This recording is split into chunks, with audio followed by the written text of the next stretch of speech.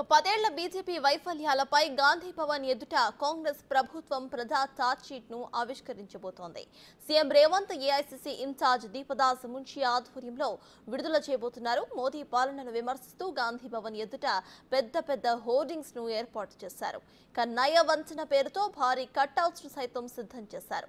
10 ఏళ్ల మోసం 100 ఏళ్ల విధ్వంసం అంటూ బీజేపీ కేంద్ర ప్రభుత్వ వైఫల్యాల పేరుతో ఫ్లెక్సీలను ఏర్పాటు చేశారు.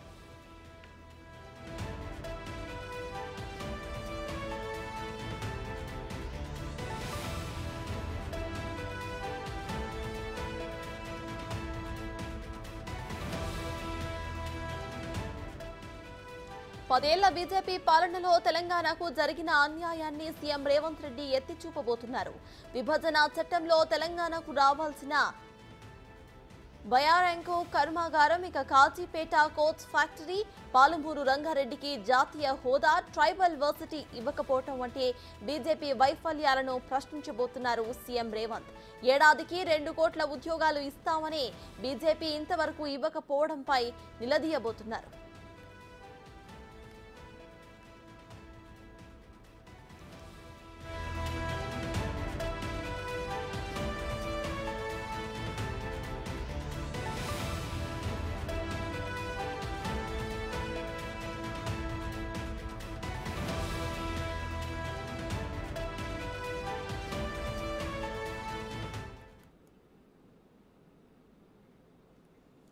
ఇక 10 ఏళ్ల బీజేపీ వైఫల్యాలపై గాంధీ భవన్ ఎదుట కాంగ్రెస్ ప్రభుత్వం చేయబోతున్న ఈ ఛార్జ్షీట్ ఆవిష్కరణకు సంబంధించిన పూర్తి డీటెయిల్స్ ను మా డిప్యూటీ బ్యూరో చీఫ్ సాదిక్ అందిస్తారు.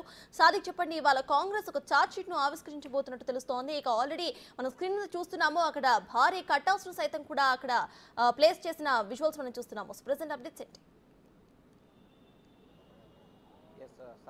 కాంగ్రెస్ పార్టీ ఒక వినూత్నమైనటువంటి అంశాన్ని ముందుకు తీసుకొస్తుంది.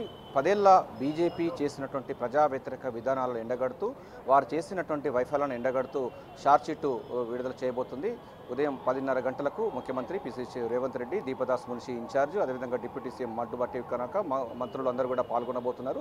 ప్రధానంగా బీజేపీ 10 ఏళ్ల ప్రభుత్వంలో ప్రభుత్వ రంగ సంస్థలను ప్రైవేటు వారికి దారదత్తం చేయడం, అదేవిధంగా తెలంగాణకు రావాల్సిన న్యాయపరమైనటువంటి అనేక అంశాలను పూర్తిగా విస్మరించింది. ధరల పెరుగుదల నుంచి మొదలు పెడితే దాదాపు ఈ 75 అంశాలను కేంద్రీకరిస్తూ ఛార్జ్షీట్ విడుదల చేసిన పరిస్థితి కనబడుతుంది.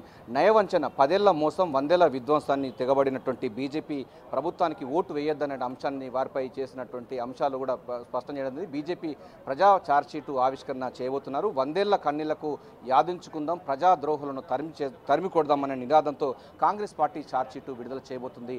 బీజేపీ ప్రజా వ్యతిరేక విధానాలు ఈ 10 ఏళ్లలో ఏం చేసిన దానిపైన కూడా సర్వత్రా ఆసక్తి నెలకొన్న నేపథ్యంలో మనతో మాట్లాడికి Congress party general secretary Charan Kaushik Yadav గారు ఉన్నారు. వారిని అడిగి విషయం తీసుకుందాం. ఈ యొక్క నయవంచన పేరుతో బీజేపీ పార్టీ చేస్తున్నటువంటి ఈ మోసాలను ఎండగడుతూ, వైఫల్యాలను ఎండగడుతూ ఈ యొక్క బీజేపీ ప్రజా ఛార్జ్షీట్ చేస్తున్నారు కదా, ఎటువంటి అంశాలు ఉన్నాయి, మీరు ప్రజలకు ఏం చెప్పాలనుకుంటున్నారు? ప్రధానంగా భారతీయ జనతా పార్టీ నరేంద్ర మోడీ గారు ఈ దేశంలో 2014లో పెద్ద ఎత్తున హామీలు ఇచ్చి అధికారంలోకి వచ్చిన తర్వాత పెద్ద ఎత్తున రైతాంగాన్ని మోసం చేసిరు. 60 సంవత్సరాలు నిన్న ప్రతి రైతుకు పెన్షన్ ఇస్తానని చెప్పి వారిని మోసం చేసిరు. మినిమం సపోర్ట్ ప్రైజు ఆనాడు యూపీఐఎన్లో 8-9% ప్రతి సంవత్సరం పెరిగితే నరేంద్ర మోడీ గారు ప్రధానమంత్రి అయిన తర్వాత 5% మాత్రం పెరిగింది. అదే కాకుండా 100 రోజుల పని దినాలను 42 రోజులు కుదించింది నరేంద్ర మోడీ గారి ప్రభుత్వం. అదేవిధంగా ప్రధానమంత్రి రైతు బీమా సంబంధించి గతంలో కేంద్ర ప్రభుత్వం వాటా 50% ఉంటే దాన్ని 20% కుదించింది. కాబట్టి భారతీయ జనతా పార్టీ ఈ దేశంలో అధికారంలోకి వచ్చిన తర్వాత పేద ప్రజలకు ఎలాంటి మేలు చేయకపోగా ఈ దేశంలో ఉన్నటువంటి రైతాంగాన్ని మోసం చేసిరు. అదే కాకుండా ఈ దేశంలో ఉన్నటువంటి నిరుద్యోగులను మోసం చేసిరు. ఈ దేశంలో ప్రతి ఏటా 2 కోట్ల ఉద్యోగాలు నింపుతానని చెప్పేసి ఈ దేశంలో అధికారంలోకి వచ్చిన నరేంద్ర మోడీ గారు ఈ 10 సంవత్సరాల కాలం 20 కోట్ల ఉద్యోగాలు నింపాలా, కానీ 7 లక్షల ఉద్యోగాలు మాత్రం నుంచి ఈ దేశంలో 18 కోట్ల మంది నిరుద్యోగులు అని చెప్పింది కూడా వాళ్ళే పార్లమెంట్ సాక్షి. అంటే నరేంద్ర మోడీ గారు ఇచ్చిన మాట ఏది కట్టుబడి ఉండకుండా పెట్టుబడిదారుల మేలు చేసే ప్రయత్నం నరేంద్ర మోడీ గారు చేశారు. అదే కాకుండా 16 లక్షల కోట్ల రూపాయలు పెట్టుబడిదారులకు రైట్ ఆఫ్ చేసిండు. అదే కాకుండా కార్పొరేట్ ట్యాక్స్ 10% తక్కువ చేయడంతో 1,86,000 కోట్ల రూపాయలకు పెట్టుబడిదారుల మేలు జరిగింది తప్ప ఈ దేశంలో సాధారణ ప్రజలకు ఎలాంటి మేలు జరగలేదు. కాబట్టి అదే కాకుండా నరేంద్ర మోడీ ప్రధానమంత్రి అయిన తర్వాత 14 మంది ప్రధానులు 63 లక్షల కోట్ల అప్పు చేస్తే నరేంద్ర మోడీ గారు ప్రధానమంత్రి అయిన తర్వాత 160 లక్షల కోట్ల అప్పు చేసిన వ్యక్తి నరేంద్ర మోడీ గారు.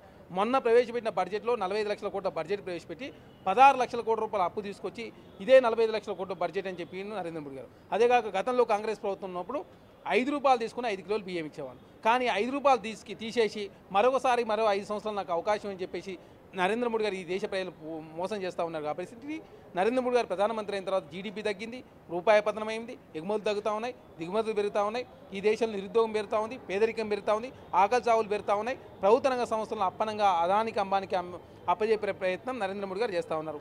ఏంటి అంటే కేంద్రం అంటే తెలంగాణకు రావాల్సినటువంటి విభజన చట్టంలో ఉన్నటువంటి హామీలు బయ్యారం ఉక్కు కర్మాగారం కానీ లేకపోతే పాలమూరు రంగారెడ్డికి సంబంధించిన ప్రాజెక్టులకు జాతీయ హోదాని ఇవన్నీ కూడా విస్మరించడం జరిగింది. అవి కూడా మీరు ఛార్జ్షీట్లో పొందుపరిచినట్టు. ఎస్, మేము తెలంగాణ రాష్ట్రం ఏర్పడేటప్పుడు తెలంగాణ రాష్ట్రంలో విభజన హామీలో ఒకటైనటువంటి బయ్యారం స్టీల్ కంపెనీ రాలేదు, కాజీపేట రైల్వే కోచ్ ఫ్యాక్టరీ రాలేదు, అదేవిధంగా గిరిజన యూనివర్సిటీ ఏదో తాత్కాలిక మన్న ఇచ్చారు, పసుపు బోర్డు రాలేదు, అదేవిధంగా పాలమూరు రంగారెడ్డికి జాతీయ హోదా రాలేదు, గుజరాత్కి ఇచ్చిన నిధులు లేకుండా తెలంగాణ మొత్తం మోసం చేశారు. కాబట్టి తెలంగాణ రాష్ట్రానికి భారతీయ జనతా పార్టీ ఏం చేయాలి? కనీసం కేంద్ర మంత్రి కిషన్ రెడ్డి గారు కనీసం నవోదయ స్కూల్ కూడా తీసుకురాలేదు.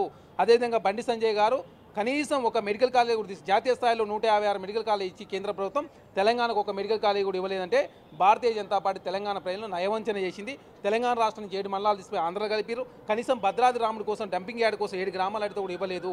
అంటే భారతీయ జనతా పార్టీ తెలంగాణ ప్రజలను మోసం చేసింది. కాబట్టి అన్ని విషయాలు వివరించే దానిలో భాగంగా తెలంగాణ రాష్ట్రంలో కాంగ్రెస్ ప్రభుత్వం ఈరోజు ఛార్జ్షీట్ రిలీజ్ చేయబోతా ఉంది.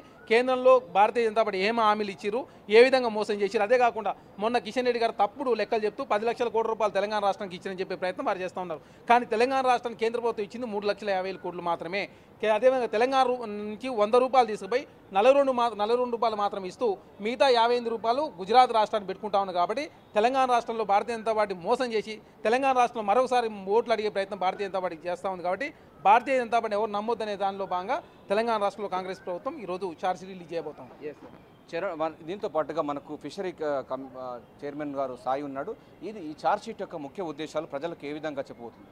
10 సంవత్సరాలుగా ప్రజలను నయవంచన చేసి 100 ఏళ్ల విధ్వంసం చేసినటువంటి బీజేపీ పార్టీని తరిమికొట్టడానికి కాంగ్రెస్ పార్టీ కార్యకర్తలు, కాంగ్రెస్ పార్టీ కుటుంబ సభ్యులు, కాంగ్రెస్ పార్టీ అభ్యర్థి ప్రతి ఒక్క కుటుంబ సభ్యులందరూ కాంగ్రెస్ పార్టీ అండగా ఉంటున్నారు. ఎందుకంటే మీరు చూడొచ్చు 2014 ముందు ఉన్నటువంటి ధరలు కానివ్వండి, ఇప్పుడు ధరలు కానివ్వండి, కేవలం కొంతమంది గుత్తాబిదారులకు, కొంతమంది వ్యాపారవేత్తలు తప్ప ఇంకెవ్వరికి కూడా అందుబాటులో లేని ప్రభుత్వాన్ని ఉంచడమా తీసేయడమా ప్రజలు నిర్ణయించుకున్నారు. ఇలాంటి ప్రభుత్వం ఉండడం వల్ల వచ్చే 5 ఏళ్ళు కూడా వారికి దారి సిద్ధంగా లేరు. అంటున్నారు 400 పార్. ఎందుకు 400 పార్? డీజిల్ 400 పార్ చేస్తారా? పెట్రోల్ 400 పార్ చేస్తారా? లేకపోతే సిలిండర్ని 4,000 పార్ చేస్తారా? చేసేది అధర్మ పనులు, మాట్లాడేవన్నీ ధర్మ పనులు. కొంచెమన్నా ఇంత మానవత్వం లేని ఈ బీజేపీ పార్టీ ఈ ప్రభుత్వాన్ని తరిమికొట్టడానికి దేశంలో సిద్ధంగా ఉన్నారు. వర్గాల వారీగా, కులాల వారీగా, ప్రాంతాల వారీగా, రాష్ట్రాల వారీగా విరగొట్టి పాలిస్తున్న ఈ నేవంచన ప్రభుత్వాన్ని తరిమికొట్టడానికి దేశంలో సిద్ధంగా ఉన్నారు. 116 పెట్రోల్ అట్లే రేటు ఉండాలంటే బీజేపీ 116 సీట్లే రావాలి.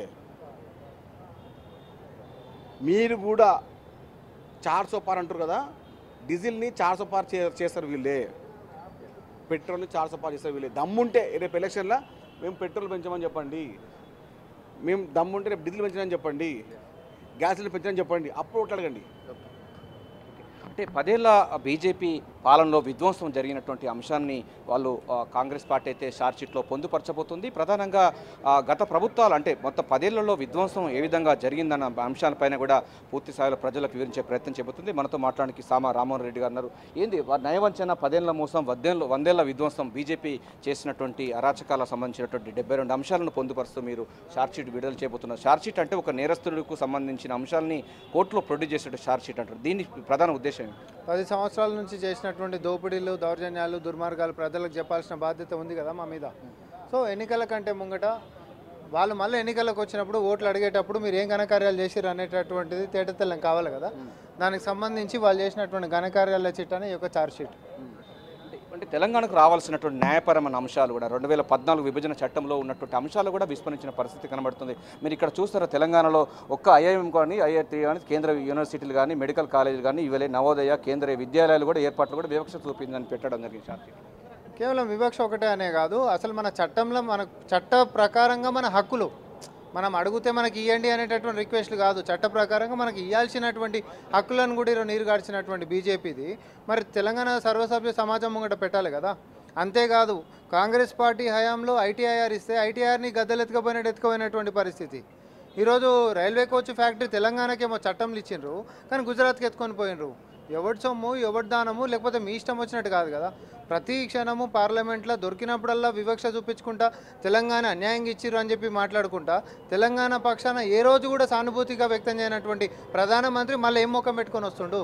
అవన్నీ ఎందుకు? పసుపు బోర్డే చెప్తా, అయిపోయింది పసుపు బోర్డు అంటారు. చూపెట్టరు పరేడ్ అయిపోయిందో. చెవులలో పువ్వులు పెట్టరు తప్ప బీజేపీ 10 సంవత్సరాలలో తెలంగాణ ప్రజలకే కాదు దేశవ్యాప్తంగా ప్రజలకి చేసిందేం లేదు. ఓకే, అంటే బీజేపీ సంబంధించిన 10 ఏళ్ల పాలనలో 100 ఏళ్ల విధ్వంసాన్ని చేసింది. ఎందుకంటే అటు తెలంగాణకు తీవ్ర అన్యాయం చేస్తూనే తెలంగాణ ఏర్పాటును కూడా తప్పుపట్టినటువంటి మోడీ ఏ చేతో ఇక్కడికి ఓట్లు అడగడానికి వస్తున్నారు, బీజేపీకి ఎటువంటి హక్కు ఉందని కూడా కాంగ్రెస్ పార్టీ వాళ్ళు ప్రశ్నిస్తూ ఉన్నారు. సో 72 అంశాలు బీజేపీ ప్రజా పరిపాలనలో అంటే ప్రజా పాలనలో విధ్వంసమైనటువంటి అంశాలను పూర్తిగా ప్రజలకు తేటతల్లం చేసేందుకు గాను ఈ షార్ట్షీట్ విడుదల చేయబోతుంది. కాంగ్రెస్ పార్టీ చాలా వినూత్నంగా జరుగుతున్నటువంటి ఈ కార్యక్రమాన్ని చూసేందుకు యావత్తు తెలంగాణ సమాజం అంతా కూడా ఆసక్తిగా కాంగ్రెస్ పార్టీ విడుదల చేసే బీజేపీ నయవంచన షార్ట్షీట్ పై ఆసక్తి నెలకొంది. సత్తాజ్, over to you. Right, thank you Sadiq.